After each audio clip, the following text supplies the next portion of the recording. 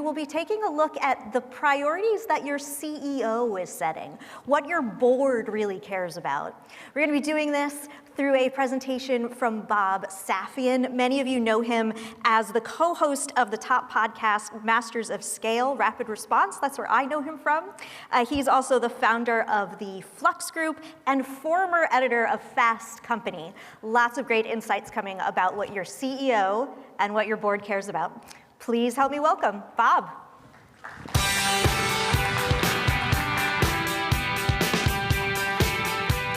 Thank you very much. Does Richard have a brain or what? Like, wow. Living in that brain must be tough. There's a lot going on in there. But I tried to keep up with it. I hope you all did too. This I hope will be a little less demanding of you. I'm going to start with a story. And it's a story about a sleepy border station between two countries where mostly nothing very much happens. And there's a border guard who works there. And one day he sees coming pedaling toward him on a bicycle, a young woman, and balanced on the handlebars of the bike is a cardboard box. So the border guard, gets suspicious. There could be contraband or something else in that box, right? So he stops her. He says, "Excuse me, ma'am, what's in the box?" And she says, "Sand." He's like, "Sand? From the beach?" She says, "Yeah, sand." Open it up. So he opens it up, he looks inside. What does he see? Sand. He puts his hands through it, nothing but sand. So he lets her go on her way, right? Next day at the same time, the same young woman comes down the road, again on the handlebars, a cardboard box. Again, he stops her. What's in the box? She says, "Sand" again. He looks again, his hands through it, nothing but sand. This continues this way every day for 6 months. Every day, the same young woman comes down the road, box on the handlebars, border guard stops her. What's in the box? Sand, puts his hands through it, nothing but sand, and then he lets her go, right? And then, after 6 months, it stops. She stops coming, and the border guard sort of forgets about it. And then a few days later, he's off duty, and he's in his town square, and he sees this young woman at the corner cafe, right? And she's buying her friends drinks, and she's looking very happy. He says, "I gotta know what was going on," right? So he goes up to her, he says, "Hey, I'm the border guard from the station. I don't know if you remember me. I'm off duty. I'm not gonna do anything. But what were you doing bringing sand into the country?" And she says, I wasn't bringing in sand. I was bringing in bicycles." Yes, I know. It takes a minute to get to you, and it doesn't land that great. All right. But why do I start with this story, right? Because in today's business world, there is so much going on, and it can be so easy for us to pay attention to the wrong things, right? To focus on the sand and miss the bicycle, right? And so the question are, what is most important for us to pay attention to if we want to be successful, if we want to help our organizations be successful, right? What are our CEOs and our board looking for? What do they value most from their team, right? How do we find those things? And the term I use to talk about this, here we go, is Generation Flux, with an L.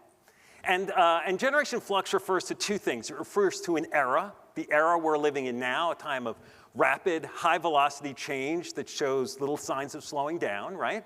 And it also refers to a group of people, to the kinds of people who are best positioned to thrive in an environment like this. And when I talk about Generation Flux as a group of people, it's not defined by your chronological age. You can be young or old and be Gen Flux. The key attribute is your mindset, right? It's a willingness and ability to adapt to the changes going on around us, and we can learn to be more Gen Flux. These are the people who can deliver value in fast-changing situations. Are you guys with me? Yeah? This is usually the point where I always feel like it's good for me to clarify my credentials. I'm talking about generations. I'm not a demographer. I'm not a statistician. You're not going to see a lot of charts and graphs up here, okay? And I'm also not a technologist or an economist like your previous speaker or a researcher in that way. That's not me. And I have never worked in global business services like many of you. I don't know the ins and outs of that business. I'm not a professor. I've never worked on Wall Street or in Silicon Valley. You kind of get a sense about where I'm going with this, right? I'm not a doctor. I'm not a lawyer. I don't even have an MBA. In fact, I have no advanced degrees of any kind. So what am I doing here, right? What I am is a journalist, and I've spent my career working at major consumer magazines like Fortune and Time, where I was an executive editor. For 11 years, I was the editor-in-chief of Fast Company. This was my first cover at Fast Company, Mark Zuckerberg's first magazine cover. Facebook at that time had 19 million users. We've all aged a little bit since then and hopefully learned and grown. I now host a podcast called Rapid Response, where I talk to CEOs about real-time change from Airbnb to Nike to the WNBA. And I privately advise businesses and business leaders, Fortune 500, startups, and sort of foundations about how to deal with change. And in all this, I'm gathering information from a wide range of sources all across the economy. This is me with Tim Cook at Apple Park. It's actually the week that Tim moved into Apple Park. He invited me to come by. This is me with Dwayne "The Rock" Johnson, who's flanked by his super agents. The guy between me and DJ is Ari Emanuel. Any of you ever watched the HBO series Entourage? The Jeremy Piven character is based off of Ari Emanuel. This is me with Serena Williams and the then CEO of Nike, Mark Parker, with Gwyneth and Oprah. And this is me with Barack Obama when he was sitting president. I went in to see him, and the first thing he said to me was, "Happy birthday." And it was indeed my birthday. I said to him, "Mr. President, how did you know?" And he said, "I have people. I have people." This is a partial list of organizations whose CEOs, founders, and board members I've talked to over the last year or so. And so what I'm going to do in the next 30 minutes or so is share with you the patterns that I'm seeing in this reporting, the priorities that are driving CEOs and business leaders right now, the things they worry about, the things they need, the things they might look to you for. And we'll hear directly from some of these CEOs. So I'll bring their voices into the room with us so you can hear them directly. And I'm going to start with this guy. His name is Ola Källenius. Ola is the CEO of Mercedes-Benz, first non-German CEO of Mercedes-Benz. And Ola made a decision a couple of years ago to move Mercedes, committed them to moving to 100% all-electric vehicles by 2030. Okay, this is something he's spending billions and billions of euros on to do. It is fraught. Some parts of it are going well, some parts not as well. I wanted to give Ola the first word as we talk about this, and I want you to hear it in his voice. So let's listen to Ola Källenius of Mercedes. The external business environment, especially in the last 2 to 3 years, has been extremely challenging. It feels like not one black swan, but I don't know, 2 or 3 black swans coming at the same time. Sometimes you have the feeling you live in 2 worlds, in the here and now, full of task forces and challenges, but also in the future, the bigger issue, transforming the company into a complete new era. What if you were hesitant and you didn't go for it? That could be an existential threat. We have no time to waste. What Ola is saying here, right, is that this is a defining moment, that we have to act decisively at this moment. Otherwise, we're gonna fall behind. This is a different business leader. Whoop. Let's go. Sorry. Her name is Heather Hasson. Heather is the co-founder of a company called Figs. Now, if any of you have young, stylish medical professionals, you might be familiar with Figs. They make this high-style, functional medical garb. It's a public company. And I talked with Heather about what she thinks is at stake for her business. And this is what she said. Everything's at stake. I mean, every day you're thinking about how to be better, how to be more innovative, how to make your team happy, how to inspire your team, how to keep them motivated. I think everything is always at stake, and you can't live like it's not. What Heather is saying, and what Ola is saying, right, is that we can't do things the way we used to. We just can't anymore. Anybody in this room soccer fans? Anybody here soccer fans?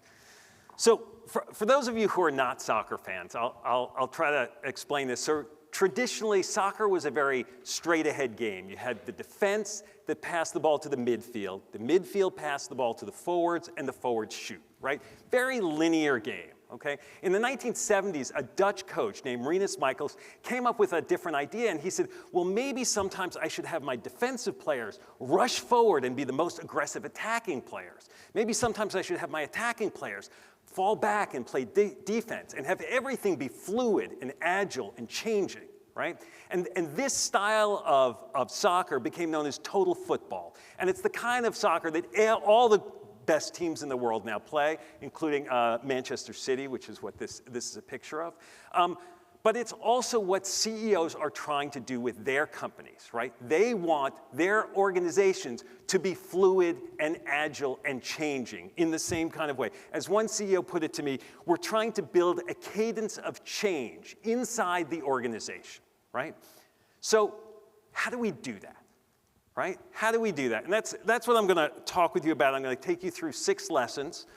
With some more examples and some more voices that you'll hear. And then at the end, I'm going to give you 6 questions that I think every business leader should use to make sure that you're keeping these lessons in mind.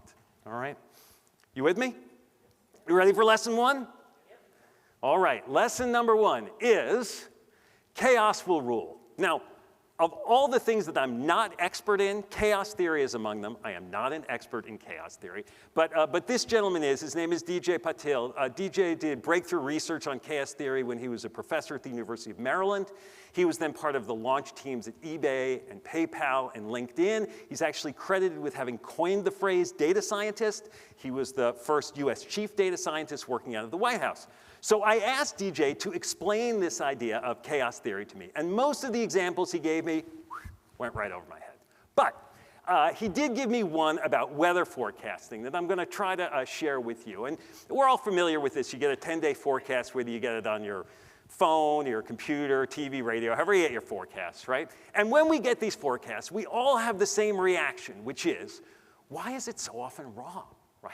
You imagine if you're wrong in your job as often as weather forecasters are, right? So I asked DJ this question. I said, why is it so often wrong? And he said, listen, when you look at all the variables that go into predicting the weather, it is tremendously, tremendously complicated. Sometimes. He said sometimes. And other times it's quite simple. Sometimes you can do a really accurate forecast for the next 15 days. Sometimes you can do a good forecast for the next 3 days. And sometimes you don't know what's going to happen in the next 2 hours. He said the key insight in chaos theory is recognizing when things are chaotic and when they're not, and acting accordingly, right? Now, my argument to all of you is that we are in a next 2 hours era. That things are changing that fast, right? And we have to adapt ourselves to that reality. Jeff Bezos at Amazon used this expression famously, day one, right? That today is day one, don't anchor on the past, right? Start over each day, no sacred cows. It sort of became an animating principle for Amazon's rise and keeps them moving even today. But it's something I think all of us need to focus on. We all have to think that today is day one. Listen, nostalgia is a natural human emotion, right? But in an environment of chaos, it's just not helpful, right? So what is helpful? That brings us to lesson number 2, which is about speed. Speed matters. Speed of execution, speed of action, speed of iteration. This is the CEO of Verizon, Hans Vestberg. And I talked to Hans about the dramatic change he had to go through in the early days of COVID when they took 115,000 people and made them remote at the same time that, demand for their product was higher than ever. Right? And every organization had that moment of extreme adjustment early on in the pandemic era. But what leaders like Hans and others immediately after that started to ask is, how do we keep that pace of change, right? How do we maintain the kind of adaptation that we did in a short period in that time, right? This is Mary Barra, the CEO of GM. And many of you may remember that in the early COVID days, GM used its manufacturing know-how and started making ventilators from scratch. Do you remember this? They sort of retrofitted plants and they started making hundreds of thousands of ventilators that were in need by hospitals, right? And this actually gave Mary a model for GM's future and the way it operates. And I'm gonna let Mary explain it here. This is Mary Barra of GM. I don't want to go back to the way it was before because I have just seen so many things be done so quickly without bureaucracy. Somebody was telling me a story of something that usually would take 2 weeks and they got it done in 24 hours. I think when people ask me the question, what keeps you up at night? I always say speed. There's a phrase that began propagating in the halls and the manufacturing facilities of GM that they called going ventilator fast, right? And this is an expression that's used at GM now to tell them we can move faster, right? And for all of us, we can move faster than we think we can. And your CEO and your board and your business leaders, they want you to move faster than you think you can, right? They know they need to, and they want you to. I know, it terrifies you, right? Sometimes. All right, let's go to lesson number 3. Lesson number 3 is create your own trajectory. This is a different CEO. Her name is Ellen Kullman. Ellen was the longtime CEO of DuPont. She now is the CEO of a 3D printing startup in Silicon Valley called Carbon. Talk about a change of direction. Ellen talked to me about a particular moment of challenge that she had, and I'm going to share what she says about this. This seems to be worse than the other crises I've had, but I've been through quite a few crises. And it doesn't really help to get all angst-ridden over it. You just got to focus on what you can control. You can't change what's happened. What you can do is figure out what you're going to do about it. So it's real. It's happening. There's no playbook for it. The world's going to throw at you a lot of things. Now, the question is, what do you do about it? What can you do in order to improve your company, your situation, your business? I want to emphasize here how Ellen is looking at change and instability as an opportunity, right? And she talks about this idea of creating your own trajectory. And I'm going to let her explain what she means by that. How do we create our own trajectory? What do we invest in? What you have to do is really write your own story. Don't play the hand you've been dealt. Play the hand you want. I just love that last expression. I'm gonna show it again. Don't play the hand you've been dealt. Play the hand you want, right? When you take control, you can achieve extraordinary things that will surprise you. These two happy gentlemen are Christoph Giebald and Jan Wurzbacher. They are co-founders and co-CEOs of a company in Zurich called Climeworks. All right, they're both engineers, and they wanted to take a new approach to addressing climate change. Right, playing the hand they wanted and creating their own trajectory wasn't just about reducing the amount of carbon we put into the air, carbon emissions, but taking carbon out of the air. Right, what's called direct air carbon capture. And here's Christoph, the floppy-haired one, with a little music explaining his journey. I'm an avid mountaineer, and so to me, I always wanted to contribute to stopping climate change. It felt wrong to put CO2 in the atmosphere and not take it back. It's normal to us that if we're using water, we are treating the wastewater. But we don't really have a waste management system for the atmosphere. As an engineer, noticing that there's no technical and no feasible solution out there for a treatment facility of our atmosphere, it was clear to me that something has to be done. And by the way, they did it. I mean, Climeworks, this image is of the two of them outside their first demonstration facility in Iceland. Climeworks was the first company that was certified to take CO2 out of the air and store it in the ground. They're working on installations from Kenya to Canada, right? This idea that just started is, wouldn't it be great if we could clean the air the way we clean our water? Has led them to actually figure out ways to do that. And the question for each of us is, what are we dreaming? What is the trajectory that we want, right? This is the way to build success and opportunity in an environment of chaos. All right, let's go to, are you guys doing all right? Let's try this. Can everybody stand up for me? I know it's a long afternoon, you know, you had a big day. Just stretch your arms out a little bit, you know, maybe reach up, just get the blood flowing a little bit. You know, we all need that a little bit. I got one for you here. What we're gonna do now, everyone rub your hands together, okay? And I'm gonna say 1, 2, 3, and then after 3, we're all gonna clap. Ready? 1, 2, 3. Isn't that satisfying? All right. Let's go on to these lessons here. I got 3 left for you. Did that help? Doesn't hurt. It never hurts. All right. Run to the new. So to stay ahead of the chaos and embrace the new, right? We have to embrace the new, no matter how outlandish or unlikely it might seem. This woman's name is Rachel Jacobson, and she runs something called the Drone Racing League. Okay, now when I first heard about this, I thought, you have got to be kidding, like professional drone racing? Like what is this, right? What side project is this? But they're actually, you can watch this on TV. You know, it has a global audience. There's a national championship event in Las Vegas. And I'm actually going to let Rachel explain it because she does it with such enthusiasm. So this is Rachel Jacobson of the Drone Racing League. The Drone Racing League is the world's premier drone racing property. So fastest drones in the world and the most elite and skilled pilots in the world. It's a net new audience.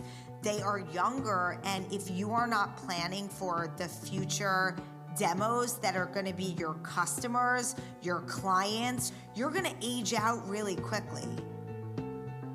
Every day it's like first aerial sport you can bet on, first race in the metaverse. We're on a pitch call and they're like, we want to do a drone race on the moon. We spoke to NASA about that, and like, I'm putting banners on the moon. Banners on the moon for drone racing. Who knew, right? I mean, listen, what might seem far-fetched to you or to me, other people get really passionate and excited about. This is a lovely hotel that we're staying at, right? Like it's a nice hotel. It's very well put. Can you imagine if instead of staying at this hotel, you had to stay in some stranger's bed, in some stranger's house, right? And at the same time, there was some stranger staying in your bed at your house. That seems crazy, right? But that's what Airbnb is, right? That has millions of people that are totally excited about it, right? We have to embrace and look at these things that may not be for us, but it doesn't mean they're not going to be for someone else. They can't take us someplace new. I can't get into this topic, this general area, without saying just a little bit about AI. I know you hear a lot about AI. I will say that the CEOs that I talk to, there is like a debate underway about the best way to apply AI inside your company, right? And some are using this idea, BYO AI, bring your own AI to work, let 1,000 flowers bloom, any little projects are fine, right? Other folks are like, no, you gotta lock it down. We're gonna do these 2 main things. That's it, let's stay focused. So which of these 2 approaches is the best? We have no idea, right? We have no idea, and really, it doesn't really matter because we have to get in the game, right? We have to get in the game. This AI expert is the Black Eyed Peas frontman, will.i.am. Now, I know, it may seem that Will is not the expert on AI, but he has been investing in AI ventures for more than a decade. He's got a new project out called Radio FYI that matches an AI assistant with entertainment and news. It's sort of like if you could talk to your radio station and your DJ. He's partnering with Mercedes. He says it's going to be in every car. I asked him what people most misunderstand about AI, and I want to play that for you, in part because it's instructive, and in part because in the process, you're going to hear him construct a rap about AI ethics. while we're having the conversation. Sort of a rap. Don't expect too much, but all right. Here's Will.i.am on what people most misunderstand about AI. This is the worst it's ever going to be because it just gets better from here. Ethically, morally, business practice, this is the worst it's ever going to be. Let's be optimistic that the greed that we don't lead, that the powers that be don't lead with greed. Let's be optimistic that the powers that be don't lead with greed. This is the worst it's ever going to be. There you go. You have experienced Will.i.am writing a lyric. But he's right? This is the worst it's ever going to be. And this is why we have to run to the new. We have to get in the game. All right. Lesson number 5. Attitude is everything. This woman's name is Terry Kelly. Terry was the longtime CEO of a company called W.L. Gore. They're a private multinational based out of Delaware. They make a wide range of products like Elixir guitar strings, Gore-Tex fabric, a bunch of fuel cell components. And Terry had this idea while she was there. She wanted to create a training program to build her next generation of leaders, okay? And so she thought, you know what I'll do is I'll survey my current leaders and I'll ask them what job they had that was most useful in building the skills that they use today. And then I'll take all that data and I'll build a training program around it, right? That sounds like it makes sense, right? Taking data, putting it together. So what happened? Well, when she asked her key leaders what job they thought was most valuable to them in building the skills they use today, the answer almost invariably was the job that was most ambiguous, was the job that was least clear, where they struggled the most, right? Now, the answer to Terry was, I can't build a training program out of that. But the implication for all of us is we're going to be over our heads a lot, and that's a good thing. Right? That's what we need to build the skills to be able to thrive in that strange future world that Richard was talking about with all those crazy things going on, right? By 2035 or 2040 or whenever. Maybe you're familiar with the idea of the difference between a growth mindset and a fixed mindset. This is an idea that was popularized by Carol Dweck, a professor at Stanford, right? And just to recap, those people with a fixed mindset, this is the idea that sort of you can't teach an old dog new tricks, right? Once we are adults, we are who we are, right? And someone with a fixed mindset, when they're presented with something new, they might say like, that's interesting, but it's not really for me. Might be embarrassing. I'm not going to be good at that. Sorry, I'll pass, right? Whereas someone with a growth mindset, when they see something different, they recognize that when they get into it, they will not be good at it. In fact, they will be bad at it. It will be embarrassing. But the belief that they can learn it, that belief, along with a lot of hard work, allows them to build new areas of mastery, right?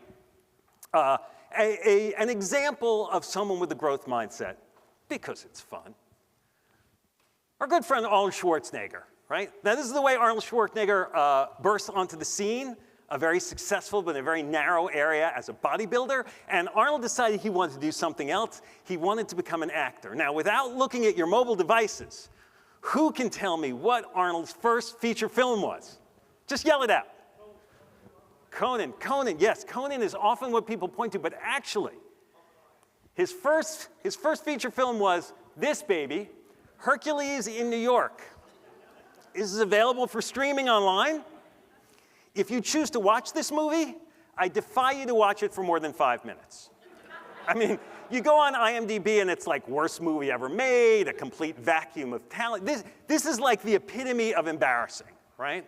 But Arnold didn't quit, right? And he may not have become Tom Hanks or Denzel Washington, but he got better and he became an international superstar. This is him in The Terminator, right? And then he decided he wanted to do something else. He wanted to go into politics. And the pundits, I would count myself among them, said, this guy, you've got to be kidding, right? And he became the governor of the state of California. Now, I don't bring him up to, endorse his politics or extol his moral values or encourage you to watch his movies or play his games. More just to think about what is possible for all of us when we open ourselves up to all kinds of new ideas. We can do things that we did not believe and did not think about we could do. right? I mean, think of Steve Jobs, right?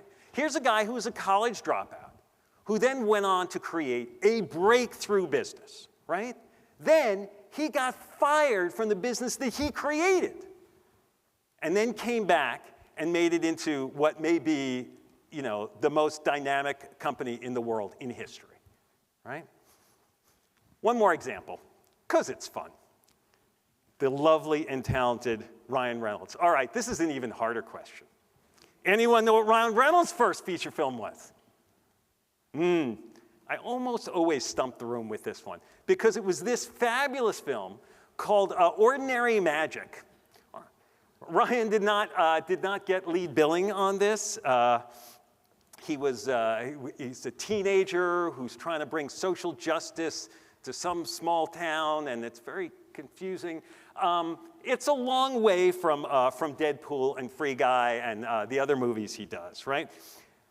But beyond his growth as an actor, Ryan has become a very deft business leader, right? He created Mint Mobile, Aviation Gin. He is CEO of started an ad agency called Maximum Effort that was bought tremendously successful.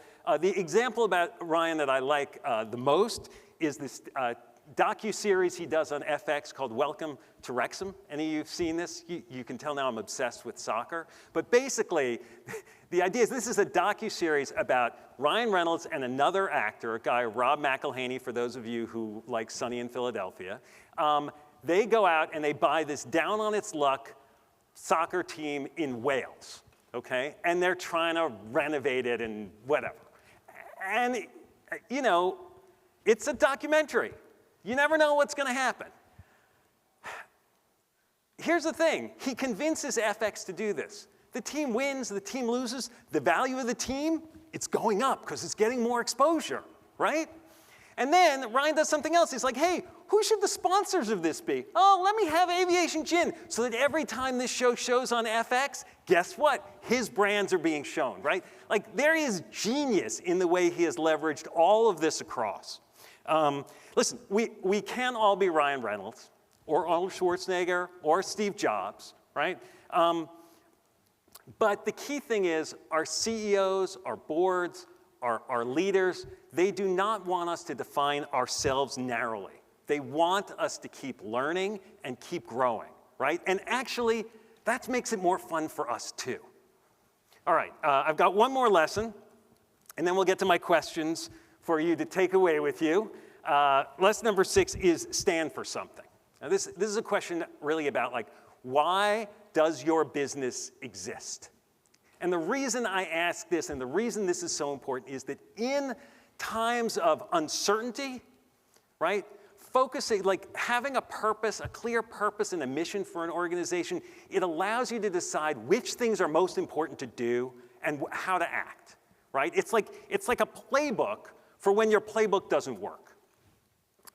This is Brian Chesky, the CEO and co-founder of Airbnb.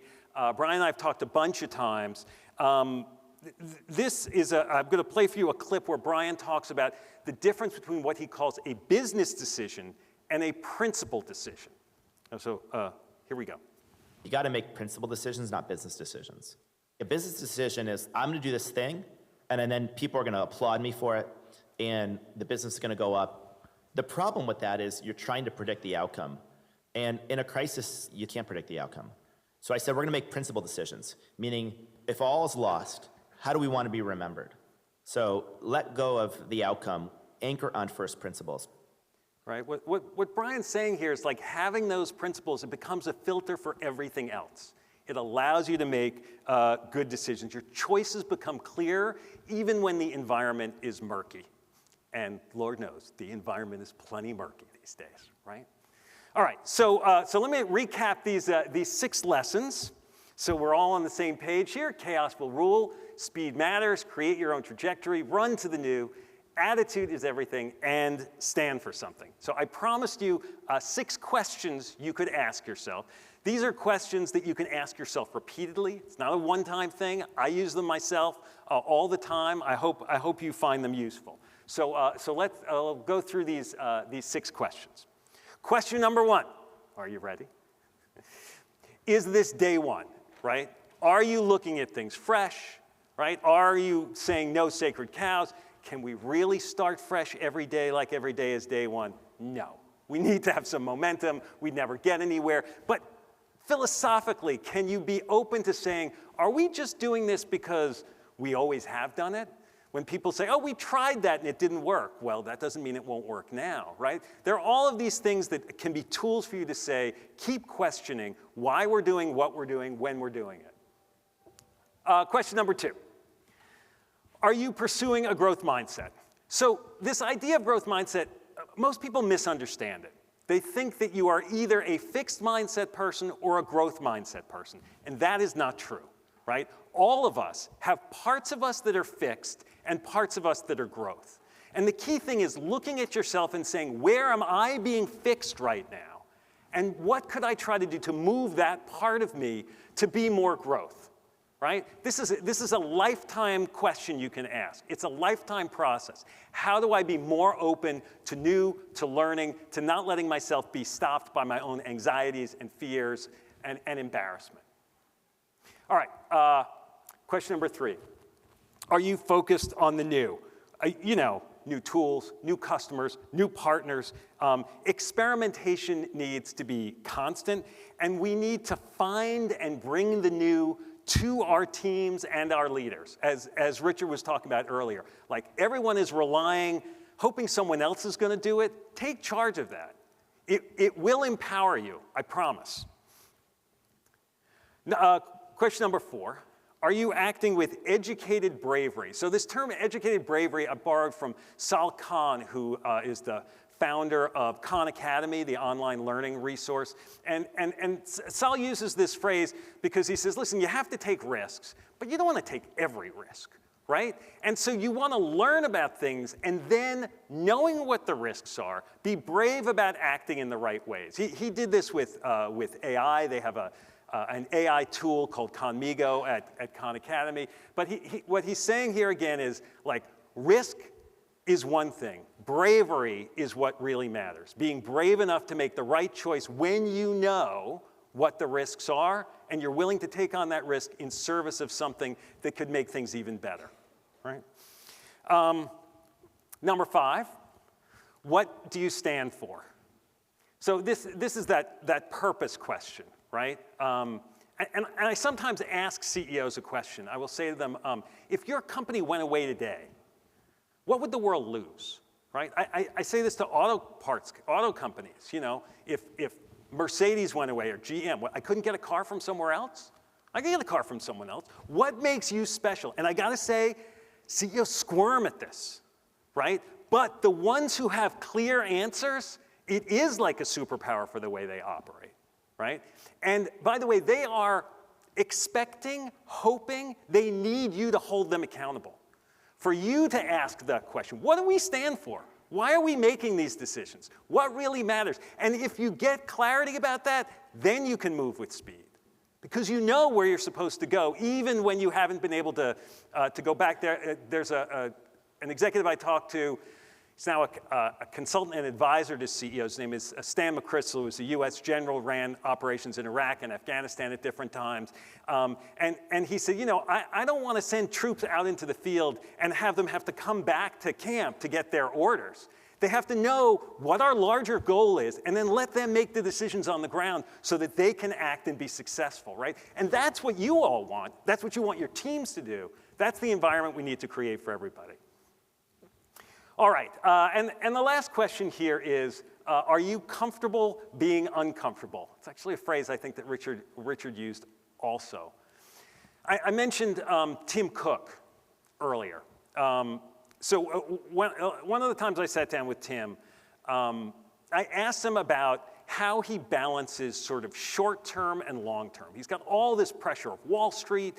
He's trying to run this big business. Like, how do you balance the long term and the short term? And he said, listen, at Apple, essentially, our business is predicated on chips, on silicon, right? And I am making these decisions, about that 3 and 4 years out. And so I always have to think about the long term. I have to think out that far, okay? And after I left him, I was reflecting on this, that like, here is the CEO of what may be the most dominant company of a generation. And his definition of long-term is 3 years, right? Like that is a sea change from the way business has operated in the past. And this is the uneasy position that every business leader is in, that suddenly things that seemed long-term, you just don't have visibility past all those squiggly lines that we saw at the start of the last session, right? In a world of chaos, to be part of Generation Flux, we need to accept instability and ambiguity, that we're never going to know the exact right answer despite what any AI might promise to tell us, right? We're not going to get there. But if we're open to new ideas, if we stay optimistic and upbeat, we can create a better future for our business and for ourselves. So I'm gonna finish up here with a final quote. It's from more than 150 years ago. It's a paraphrase from Charles Darwin, and it goes like this. It's not the strongest of the species that survives. It's not the most intelligent that survives. It's the one that's most adaptable to change. And if there's any single message I could leave you with, it's that. Thank you so much for spending your afternoon with me, and have a great rest of the conference. Thank you.